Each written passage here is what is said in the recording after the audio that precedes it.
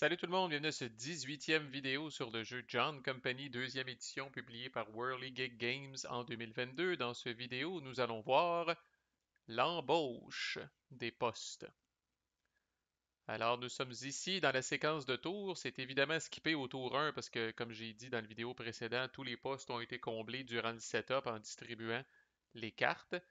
Mais dès le tour 2, normalement, à moins d'un gros flou que statistique, vous devriez vous arrêter ici pour venir combler les postes qui sont vacants. Puis là, ça va varier. Quels postes vont être vacants? Ça va dépendre de qui a pris sa retraite, qui s'est fait possiblement colisser dehors. Et là, ces cartes-là ici, n'ajustez pas votre appareil, ce ne sont pas des nouvelles cartes, c'est le verso de toutes les cartes qu'on a checkées quand on a décrit les différents types de postes. Fait que les espèces de petites cartes aide-mémoire là, qui vous résument qu'est-ce que vous pouvez faire quand vous occupez ce poste-là, au verso de ces cartes-là se trouve là, en tout cas, un résumé de la mécanique d'embauche de ce poste-là quand il est vacant.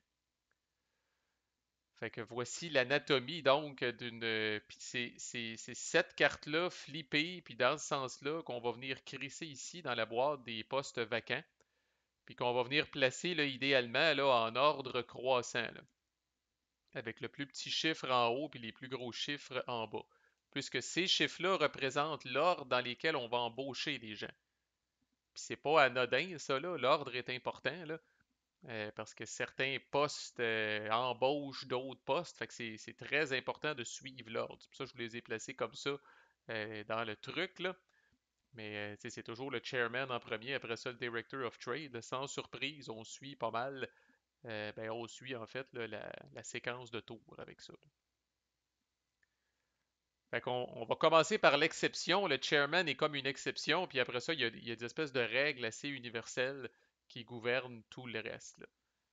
Alors, le poste de chairman, lorsqu'il est vacant, il est comme dans toute bonne business, là, il est élu par le conseil d'administration, si on veut, là, ou le Court of Directors.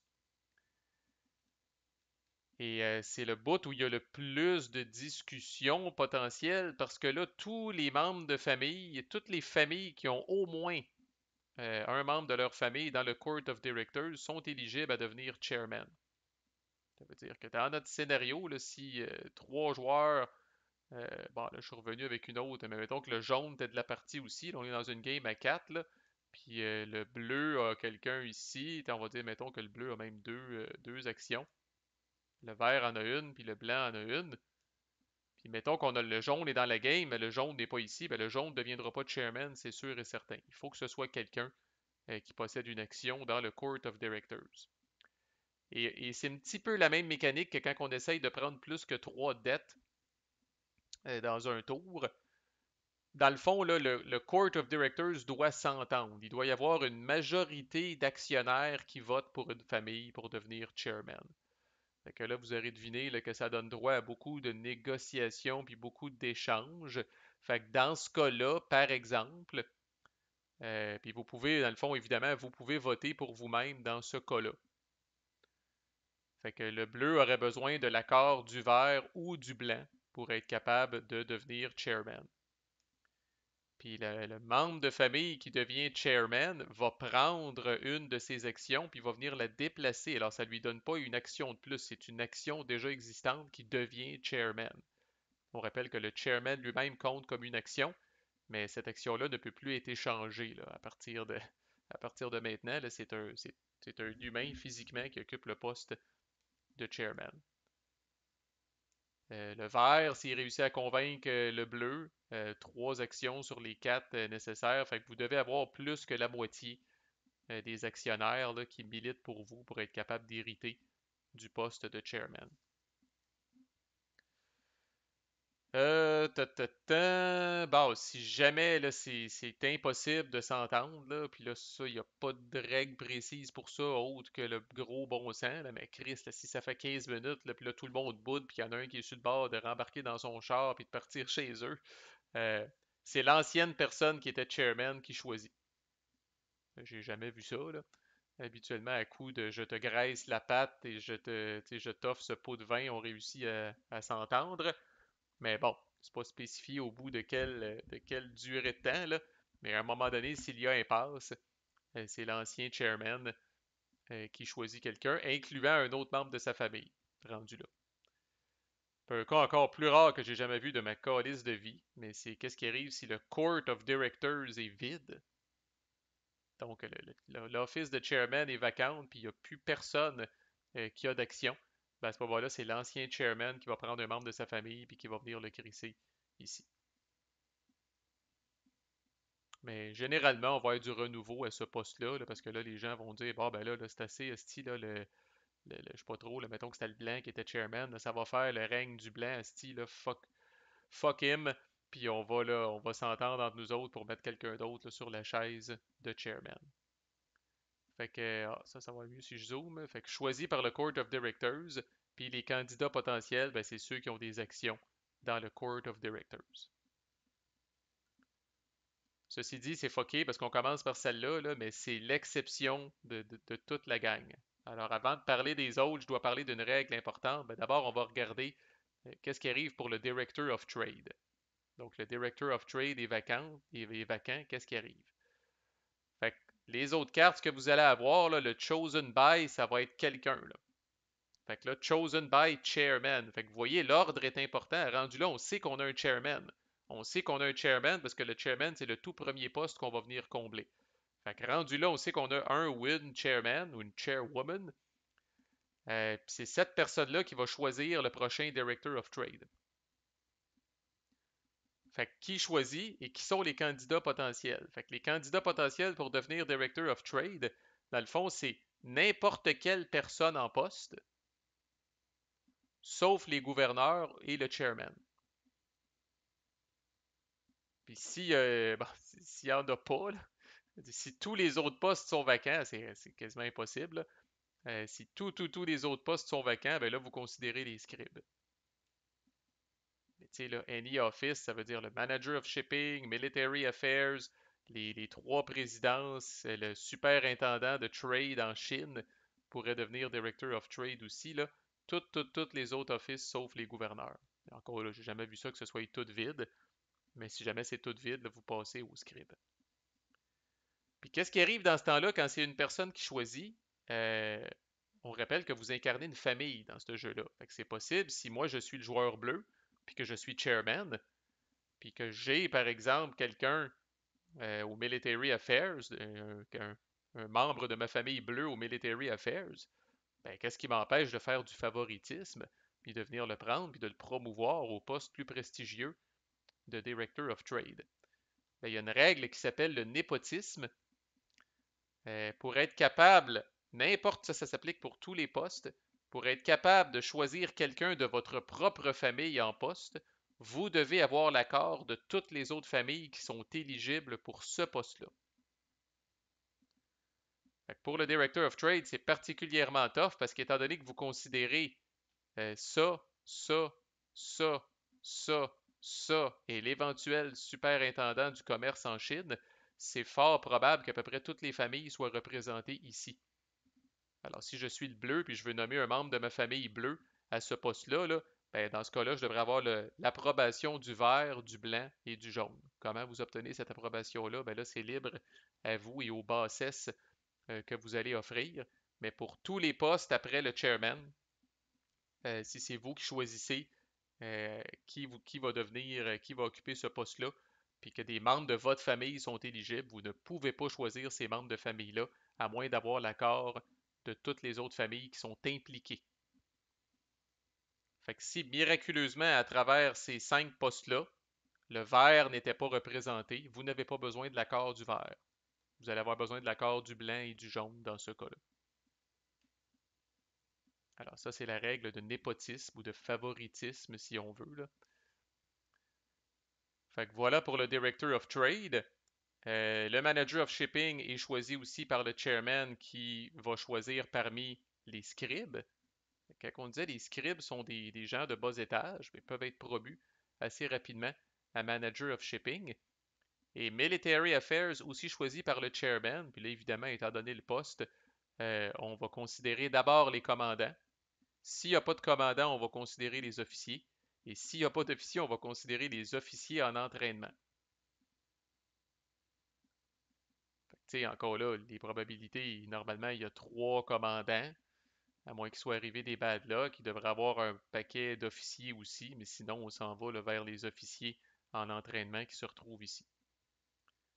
Et pour n'importe quel poste, ça aussi c'est universel pour tous les postes, si la personne, le poste qui embauche n'existe pas, le poste va rester vacant. Et s'il n'y a aucun candidat disponible, alors imaginez dans le scénario des Military Affairs, là, il n'y a pas de commandant, il n'y a pas d'officier, puis il n'y a pas d'officier en entraînement. Ça va crissement pas bien, là. Ben, à ce moment-là, le poste de Military Affairs demeure vacant. On laisse sa carte ici, puis quand on va arriver à ce poste-là dans la séquence de jeu, on la skip. À part pour certaines règles que j'ai couvertes, là, des fois le chairman va prendre certaines décisions à la place de ces personnes-là, là, mais dans beaucoup de cas, on va skipper carrément le poste. Ce qui est un peu dramatique pour la compagnie. Là. Souvent, vous ne pouvez pas vous permettre, là, comme j'ai dit dans d'autres vidéos, là, tout le monde a un rôle à jouer ici. Là, puis généralement, c'est pas une bonne nouvelle si un poste demeure vacant. Fait que, tu sais, être chairman, ça a quand même ses avantages. Vous êtes capable de choisir trois postes prestigieux. Fait que ça sera peut-être pas vous autres à cause de la règle du favoritisme, mais quand vient le temps de choisir parmi, par exemple, les trois autres joueurs, ben, vous allez peut-être l'offrir au plus, à la personne qui va le plus là, vous flatter dans le sens du poil, là, comme on dit en bon québécois. Fait que vous êtes capable d'aller vous chercher un petit peu de privilèges par rapport à ça. Là. À noter aussi que quelqu'un qui est promu, supposons que pour combler le Director of Trade, vous nommez la personne des affaires militaires qui devient Director of Trade. Admettons que la personne des affaires militaires avait un cube de fatigue sur sa carte. Ben, ce cube de fatigue-là va se transférer au Director of Trade. Thématiquement, c'est le même individu vieux et fatigué qui occupe maintenant le poste de Director of Trade. C'est comme ça qu'ils vont le voir. Thématiquement, c'est la même face. C'est le même être humain.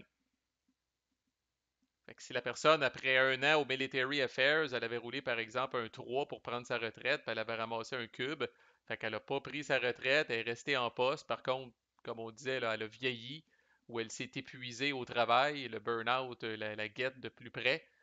Ben, si vous la prenez et vous la nommez Director of Trade, ben, le cube de fatigue va se transférer d'une carte à l'autre. Okay, les cubes de fatigue suivent les membres de famille.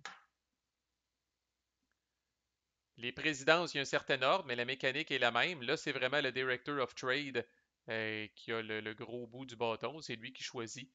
Et il va considérer les scribes et les gouverneurs qui sont associés à la présidence en question. Donc, seulement dans le cas de la présidence de Bombay, seulement les gouverneurs de Bombay et seulement les scribes qui sont associés à Bombay. Même principe avec Madras, même principe avec le Bengale. Le superintendant du commerce en Chine, on revient au chairman et encore là, ce sont les petits scribes qui sont considérés. Et les scribes, en passant, sont considérés pour la présidence aussi. Là. Fait que scribe considéré pour manager of shipping, présidence, puis superintendant du commerce en Chine, quand même. Et les gouverneurs, là, je les ai pas toutes mis, mais gouverneurs, là, vous avez des cartes, là, ça va de 9 à 16 ou quelque chose de même. En tout cas, il y a 8, il y a 8 provinces, 8 régions. Là, fait que les gouverneurs, vous en avez un petit paquet. Mais encore là, c'est tout le même principe. Choisi par le président euh, fait que le gouverneur de Bombay, si la région de Bombay, évidemment, dans ce cas-là, la région de Bombay appartient à la présidence de Bombay, fait que c'est le président de Bombay. Mais la région, par exemple, ça c'est. Fait que si le Punjab a été conquis, par exemple, là, par Bombay, encore une fois, là, ben là, ce serait le président de Bombay qui choisirait là, qui va devenir gouverneur de Punjab. Et encore là, ce sont les scribes et les officiers qui se trouvent dans cette présidence spécifique-là qui sont considérés.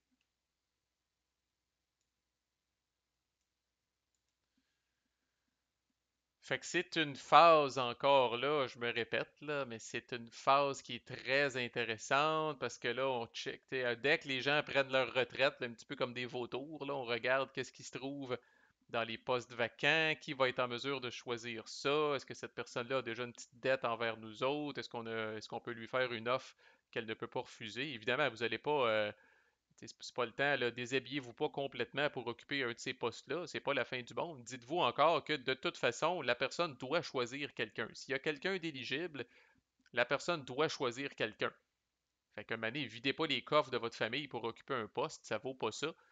Parce qu'il faut jamais oublier, il faut garder l'objectif en tête. Vous voulez occuper le poste, vous voulez en profiter pendant que vous l'occupez pour vous faire un petit peu de fric, dépendamment de ce en quoi consiste le poste. Mais éventuellement, le but d'occuper des postes, c'est que la personne en poste prenne sa retraite. Et quand la personne prend sa retraite, c'est d'essayer de l'envoyer vers une grosse cabane pour aller faire le plus de points de victoire possible. Alors, si vous saignez les coffres de votre famille, puis vous videz les coffres de votre famille pour occuper un poste, quand vous allez arriver pour prendre votre retraite, vous n'aurez plus une scène pour envoyer les gens. Là, les gens vont retourner à la maison piteux, la queue entre les jambes. Là. Fait que vous voulez avoir suffisamment de fric pour leur payer une belle retraite dorée. Fait que très, très intéressant comme mécanique, très bien faite, avec la petite règle du favoritisme qui empêche ça d'être trop bon, ben c'est à moi, je me nomme, c'est à moi, je me nomme, c'est à moi, je me nomme. La règle du favoritisme fait que pour chaque carte qui est là, c'est sûr et certain qu'il va y avoir des discussions autour de la table. Pas encore là, si vous dites ah Marco, pas encore des discussions puis des négociations, je l'ai dit d'entrée de jeu, si ça vous écœure, c'est pas le jeu pour vous autres, parce que oui, on négocie beaucoup dans ce jeu-là. Et parlant de ça, je pense que ben, prochaine vidéo, je vais voir, là, mais il est question que je couvre peut-être là, le poste de gouverneur général, là, qui est vraiment, vraiment, vraiment une bébête spéciale, qui arrive en jeu via une loi, mais qui change quand même pas mal d'affaires dans le fonctionnement du jeu. Fait que je pense que c'est ce que je vais couvrir dans le prochain vidéo. Puis après, on devrait être bon pour closer avec les négociations. Qu'est-ce qu'on peut échanger, incluant les fameuses petites cartes de négociation qu'on n'a pas couvert ensemble. Puis ça devrait faire le tour enfin, Calis.